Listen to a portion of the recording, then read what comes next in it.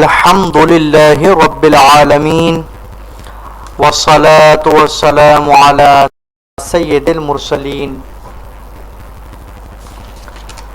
अम्मा बाद फ़अऊज़ु बिल्लाहि मिनश शैतानिर रजीम बिस्मिल्लाहिर रहमानिर रहीम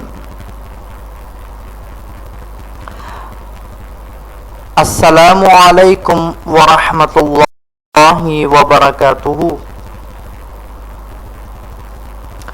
Dear children, today we will study effects of electric current of science for class 7. I hope that you have the notebook, pencil, etc. If you don't have any of the things, please collect it quickly. Now open this chapter from your book. सबसे पहले हम सलातुस्सलाम और इल्म में इजाफे की दुआ पढ़ेंगे, तो तमाम बच्चे मेरे साथ दुरूद पाक और इल्म में इजाफे की दुआ पढ़ें। अस्सलातु वस्सलामु अलैका या रसूल अल्लाह व अला आलिका व अस्हाबिका या हबीब अल्लाह। इल्म में इजाफे की दुआ। रब्बी ज़िदनी इल्मा। अस्सलातु वस्सलामु अलैका या नबी अल्लाह व अला आलिका व अस्हाबिका या नूर अल्लाह। बच्चों, इफेक्ट्स ऑफ इलेक्ट्रिक करंट के बारे में आज हम पढ़ेंगे डिटेल में। The degree to which a material opposes the passage of current through itself is called its resistance। बेटा, वो डिग्री जो मटेरियल अपोजिस होता है, जो पैसेज होता है करंट का, उसको हम क्या कहते हैं? रेजिस्टेंस कहते हैं। और आपने अक्सर देखा होगा कि जो भी हमारे घर पे भी जो इलेक्ट्रॉनिक कार्स वगैरह लगे होते हैं, उनके बीच में रेजिस्टेंस होती है। Copper and aluminum metals have very low electrical resistance, whereas alloys such as nichrome have very high electrical resistance. Nichrome is an alloy of nickel, chromium, iron and manganese। बेटा, copper और aluminium metal जो है उनके अंदर बहुत कम electrical resistance होती है, जबकि जो दूसरी धात है जैसे निक्रोम है, इसकी हाई इलेक्ट्रिकल रेजिस्टेंस होती है, क्योंकि ये एलॉय ऑफ निकल, क्रोमियम, आयरन और मैग्नीज है। A wire made of a material having high electrical resistance is called a resistance wire. वो वायर जो उस मटेरियल से बनी होती है जिसमें हाई इलेक्ट्रिकल रेजिस्टेंस मौजूद हो, उसको हम क्या कहते हैं? रेजिस्टेंस वायर कहते हैं। तो हम फिर किसको कहेंगे? हमने सेकंड पॉइंट में क्या पढ़ा? Nichrome wire is resistance wire, यानी निक्रोम की जो एबिलिटी है, जो हाई इलेक्ट्रिकल रेजिस्टेंस के जो है इसके अंदर पाई जाती है, इस वजह से हम निक्रोम वायर को क्या कहते हैं? रेजिस्टेंस वायर कहते हैं। अब नेक्स्ट सेंटेंस में क्या है?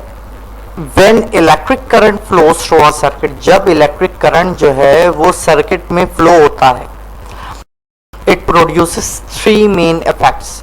ये क्या प्रोड्यूस करता है? तीन बहुत ज्यादा मेन असरअंदाज चीजें होती हैं। वो कौन कौन से इफेक्ट्स हैं जो प्रोड्यूस होते हैं जब भी इलेक्ट्रिक करंट फ्लो होता है सर्किट में? वो हमने नीचे दिए हुए हैं। Number 1 heating effect, second magnetic effect, तीसरा केमिकल इफेक्ट है। बच्चों, ये तीन इफेक्ट हैं जो पाए जाते हैं। अब हम इन तीनों इफेक्ट्स को भी पढ़ लेंगे। Heating effect of electric current, ये क्या है? अब हम इसके बारे में हम पढ़ते हैं। When an electric current is passed through a high resistance wire, जब कोई इलेक्ट्रिक करंट पास होता है हाई रेजिस्टेंस वायर के थ्रू, जैसे कि निक्रोम वायर के, the resistance wire become hot and produces heat. तो रेजिस्टेंस वायर क्या हो जाता है, हॉट हो जाता है, गर्म हो जाता है, और उसके बाद उसमें से हीट निकलना शुरू हो जाती है। इसी वजह से हम क्या कहते हैं, this is called the heating effect of current. आ गई बच्चों बात समझ में? जिस तरह इलेक्ट्रिक करंट पास हुआ हाई रेजिस्टेंस वायर से यानी निक्रोम वायर से, तो उस रेजिस्टेंस में जो हॉटनेस की वजह से हीट प्रोड्यूस होगी, उस वजह से हम उसको हीटिंग इफेक्ट ऑफ करंट बोलते हैं। When an electric current passes through a high resistance wire, the electric energy gets converted into heat energy। बच्चों क्या बात, बहुत आसान बात है कि इलेक्ट्रिक करंट जब पास होता है हाई रेजिस्टेंस वायर में, तो इलेक्ट्रिक एनर्जी कन्वर्ट हो जाती है किसमें, हीट एनर्जी में। This heat energy heats up the resistance wire. ये जो हीट एनर्जी है ये हीट्स अप कर देती है किसको, उस रेजिस्टेंस वायर को यानी निक्रोम वायर को। फॉर एग्जाम्पल, अब हमने इसकी एग्जाम्पल पढ़ लेनी है ताकि हमें ये और अच्छे से समझ आ जाए। Copper has a very low resistance, यानी कॉपर की रेजिस्टेंस बहुत लो होती है। So if electric current is passed through a copper wire, then the heat produced in it will be extremely small, due to which the copper wire will become negligible hot। अब copper wire जो है बच्चों, उसके अंदर resistance बहुत कम है। अगर उसमें से हम हीट मतलब करंट पास करते हैं और हीट प्रोड्यूस होती है तो वो बहुत कम होगी, और वो बराए नाम मामूली सा गर्म होगा, तो उसकी हीट ही नहीं होगी।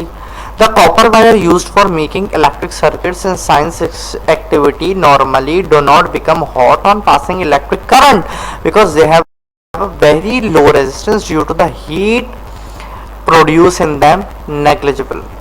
यानी जब भी कॉपर वायर यूज करते हैं इलेक्ट्रिक सर्किट्स को बनाने के लिए साइंस एक्टिविटीज में, नॉर्मली वो इसी वजह से कर लेते हैं कि वो इतना हॉट नहीं होता जब इलेक्ट्रिक करंट पास करते हैं, तो थोड़ा सेफ रहता है प्रैक्टिस वगैरह करने में, एक्टिविटीज करने में। तो इस वजह से, क्योंकि उनकी लो रेजिस्टेंस होती है, तो वो इतनी हीट प्रोड्यूस नहीं कर पाता।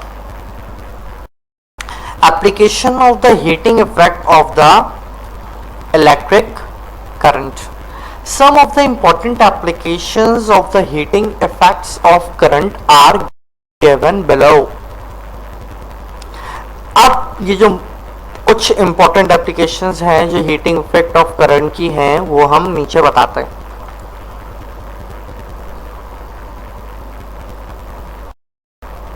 The heating effect of electric current is utilized in the working of electrical heating appliances such as electric room heater, electric iron, electric kettle, electric toaster, electric oven, water heater यानी geyser, immersion rod and soldering iron etc।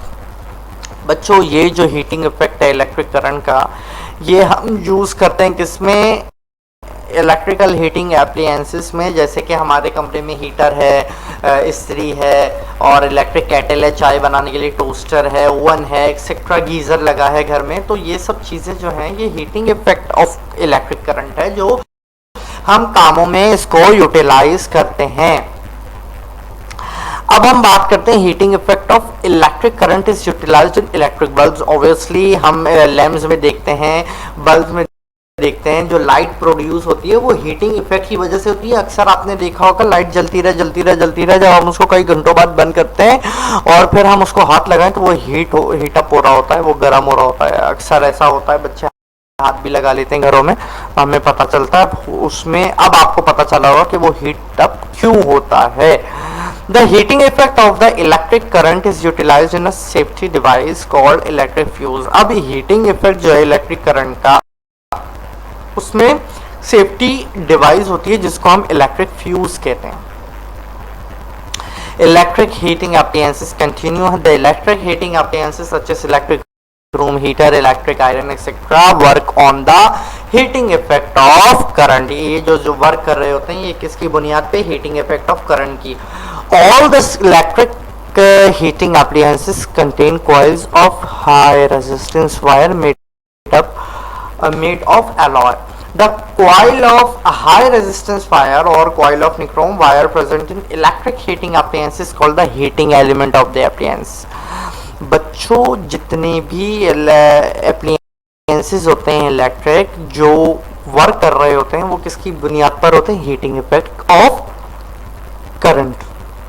जितने भी heating appliances हैं जो coils high resistance वाली जो अच्छे wire से बनी हुई होती हैं उनको कंटेन करती हैं, तो उस जैसे कि निक्रोम वायर, तो वो इलेक्ट्रिक हीटिंग अप्लायंसेस, उसकी जो अप्लायंसेस होती हैं उसको हम हीटिंग एलिमेंट कहते हैं उस अप्लायंस का.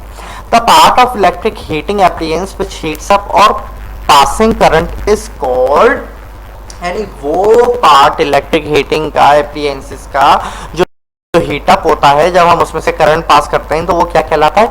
Heating element of the appliance. When electric current is passed through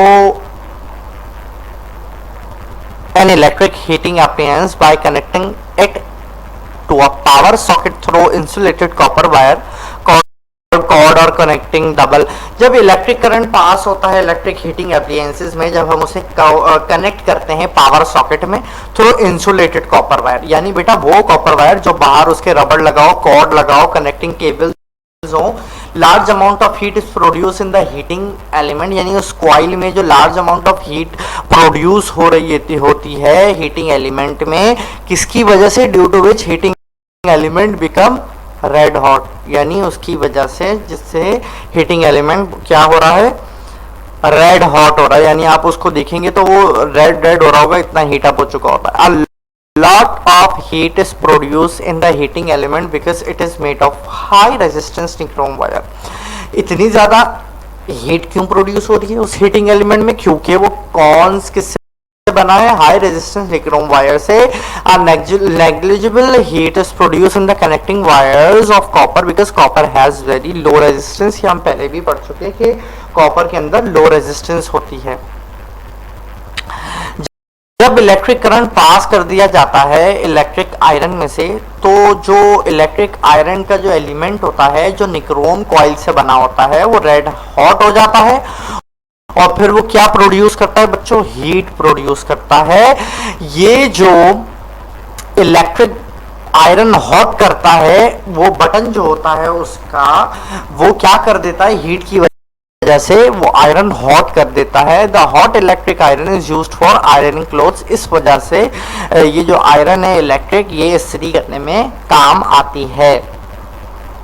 तो the heating element of the most electric heating appliances, जैसे हम बात कर रहे हैं बहुत ज़्यादा कॉमन भी है, electric iron, electric kettle, geyser, oven, hot plates and hair dryer etcetera can not be seen by us. हम नहीं देख सकते because they are concealed inside the body of this appliances. हम देखते हैं कंसील्ड होती हैं थ्रू इंसुलेटर, प्लास्टिक वगैरह बाहर होता है तो उसमें से कोई हीट पास नहीं होती, तो वो कंसील्ड होती हैं अंदर की तरफ से, इस वजह से हम इनको नहीं देख पाते.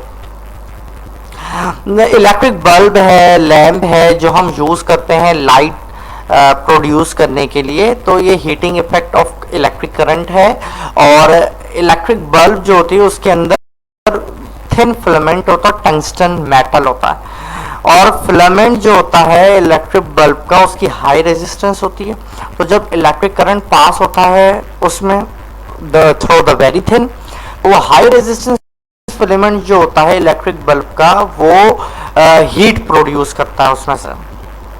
तो इस फिलामेंट की वजह से जो इलेक्ट्रिक बल्ब में होता है और ये हीटेड हो जाता है बहुत ज़्यादा टेम्परेचर पे, तो फिर इसकी वजह से ये क्या करना शुरू करता है? ग्लो करना शुरू होता है. इस फिलामेंट की वजह से बल्ब जलना शुरू होता है. अब बहुत सारी इलेक्ट्रिक कंज्यूम्ड होती है फिलामेंट में, इलेक्ट्रिक बल्ब में appears as heat due to the glowing electric bulbs become quite hot. इन्हीं वजूहात की वजह से जब बहुत ज्यादा हीट प्रोड्यूस हो जाती है ड्यू टू इलेक्ट्रिसिटी, तो क्या होता है? वो बल्ब हॉट होने लगता है, गर्म होने लगता है. मैंने आपको पहले भी जिक्र किया कि बच्चों बल्ब हाथ लगाएंगे तो फिर वो गरम गरम सा महसूस हो रहा होता है. We should never touch a glowing. हमें जब भी बल्ब जल रहा हो बच्चों उसको हाथ नहीं लगाना चाहिए क्योंकि वो मेन इलेक्ट्रिसिटी से कनेक्ट होता है, तो वो हॉट भी होता है और हमारे हाथ जला देगा बुरे तरीके से.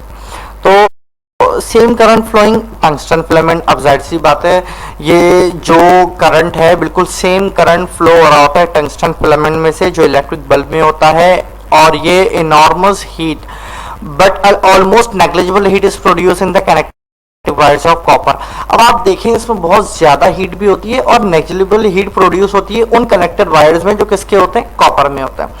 अब ये फाइन टंगस्टन फिलामेंट की वजह से है कि उसमें बहुत हाई रेजिस्टेंस होती है, जबकि कॉपर कनेक्टिंग वायर्स में क्या होती है, लो रेजिस्टेंस होती है। Advantage of compact fluorescent lamp CFLS। अब बेटा इसके बारे में अगर हम बात करें तो ये लाइट प्रोड्यूस करता है जो हमारा सेवर होता है, तो अब इसके बारे में हम पढ़ लेते हैं। The wastage of electricity can be reduced by using fluorescent tube light and compact fluorescent lamp for producing light। अब हम बल्ब वगैरह के बजाय ये सेवर यूज करते हैं जो लाइट प्रोड्यूस करते हैं। ये जो ट्यूबलाइट्स होती हैं, कॉम्पैक्ट फ्लोरेसेंट लैम्प्स होते हैं, इनके अंदर फिलामेंट्स नहीं होता, इसलिए ये इलेक्ट्रिसिटी वेस्ट नहीं करते और हीट, मतलब जाहिर सी बात है हीट प्रोड्यूस, इलेक्ट्रिसिटी प्रोड्यूस होगी तो वो हीट अप होगा, तो इस नहीं होता, इस वजह से इनके अंदर बहुत कम पावर जो है वो यूटिलाइज होती है।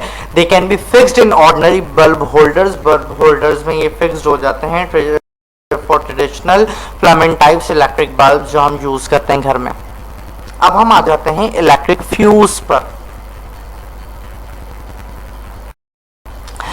A fuse is a safety device which prevents electric fires and damage to electrical appliances due to excessive flow of current. A fuse work on heating effect of current। बच्चों बहुत अहम बात है कि ये फ्यूज जो है वो सेफ्टी डिवाइस है जो बचाती है इलेक्ट्रिक फायर्स को, इलेक्ट्रिकल एप्लियंसेस जो है वो डैमेज हो जाती हैं एक्सेसिव फ्लो ऑफ करंट के थ्रू। तो ये जो फ्यूज वर्क होता है ये किस पर होता है, हीटिंग इफेक्ट ऑफ करंट पे। अब इसकी वर्किंग कैसे है, fuse consist of a short length of a thin plated copper wire have low melting point. ये फ्यूज किस पे कंसिस्ट होता है, शॉर्ट लेंथ छोटी सी लेंथ होती है, थिन प्लेटेड कॉपर वायर होता है जिसका लो मेल्टिंग पॉइंट होता है। ये जो थिन फ्यूज वायर होता है इसके अंदर ग्रेटर रेजिस्टेंस होती है than the rest of the electric wiring in the house. जो इलेक्ट्रिक वायर हमारे घरों में हुई होती है उसके बजाय। So when the current in a household circuit suddenly increases too much. घर में जो करंट होता है वो जाहिर सी बात है उन चीजों में अचानक से अगर टू मच इंक्रीज हो जाए तो क्या होता है, तो thin fuse wire gets heated too much. वो जो थिन वायर होता है, फ्यूज वायर होता है, वो बहुत ज्यादा हीटेड हो जाता है, वो मेल्ट हो जाता है और ब्रेक्स द सर्किट, वो सर्किट को ब्रेक कर देता है। Due to the current stop flowing in the circuit. इसकी वजह से क्या होता है बच्चों, सर्किट के अंदर जो करंट फ्लो हो रहा होता है वो स्टॉप हो जाता है। इससे भी ये सेफ्टी डिवाइस है, मैंने आपको बताया ना, ये इलेक्ट्रिक फायर्स और डैमेज से इलेक्ट्रिकल एप्लायंसेस को बचाती है due to the excessive flow of current, बहुत ज्यादा करंट के फ्लो होने की वजह से। This prevent fires in the house which could be caused due to overheating of wire. ये हमें किससे बचाता है कि घर में बहुत ज्यादा ओवरहीटिंग हो जाए वायर्स में, तो डैमेज होने में इलेक्ट्रिकल एप्लायंसेस को, जैसे टीवी है, रेफ्रिजरेटर है, इन सब से बचाता है due to a large current flowing through them. उनमें बहुत ज्यादा करंट फ्लो हो जाए इस वजह से। अब इलेक्ट्रिक फ्यूज जो है वो इंसर्टेड होते हैं वायरिंग में, यानी सर्किट्स में, हर घर में, हर बिल्डिंग में।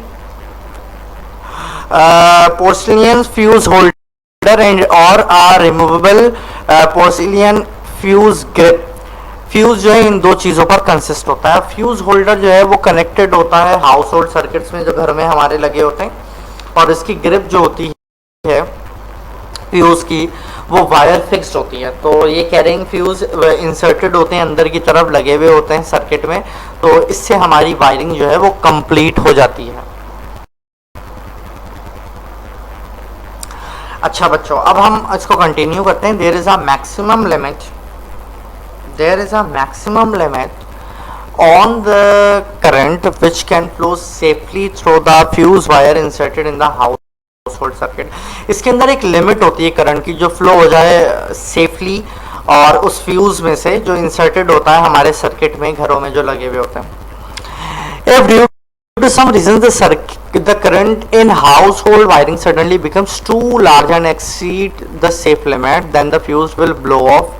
It wires will get heated too much, melt and break the circuit. When the fuse wire breaks, electricity supply in the household wiring is automatically cut off before any damage can be done to the rest of wiring or to the electrical appliances being used. बच्चों हमारे घर में electric की ही सारी चीजें होती हैं. अब जो हमारे हाउस होल्ड वायरिंग में जो मेन सर्किट होता है उसके अंदर जब हमने इलेक्ट्रिक फ्यूज लगाया हुआ होता है, इससे क्या होता है, क्योंकि ये सेफ्टी डिवाइस है मैंने आपको बताया, इससे क्या होता है कि जब इसमें बहुत ज्यादा करंट फ्लो होता है तो फिर इससे क्या होता है, सर्किट में ये क्या करता है, बहुत ज्यादा हीटेड हो जाता है, मेल्ट हो जाता है, फिर ये सर्किट को ही ब्रेक कर देता है. इसकी वजह से जो इलेक्ट्रिसिटी सप्लाई होती है वो कट ऑफ हो जाती है.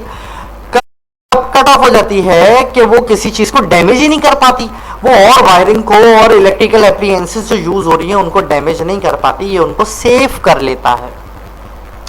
If however there were no fuse in household wiring, then the large current flow through the ring could heat up the wires to very high temperatures and cause electric fire. The large current flowing through electrical appliances such as TV and refrigerator could also damage them.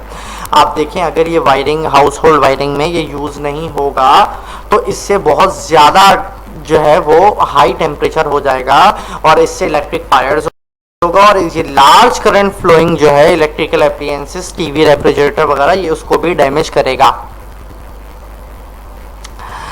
अब देखें जब fuse break हो जाता है और new fuse उसमें fit करना होता है तो द रिस्टोर इलेक्ट्रिसिटी जो होती है, जो सप्लाई होती है वो हाउस होल्ड सर्किट में तो वो कंटिन्यू होती है. We use thin wire in a fuse because it has much greater resistance than the rest of connecting wires.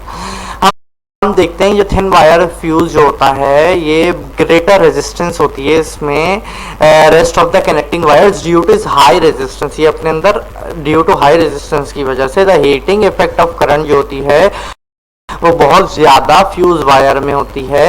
Anywhere else in the circuit, कहीं भी सर्किट में लगा हो, the thickness of the fuse wire should be such that it is able to withstand only a little more current than drawn by the household circuit.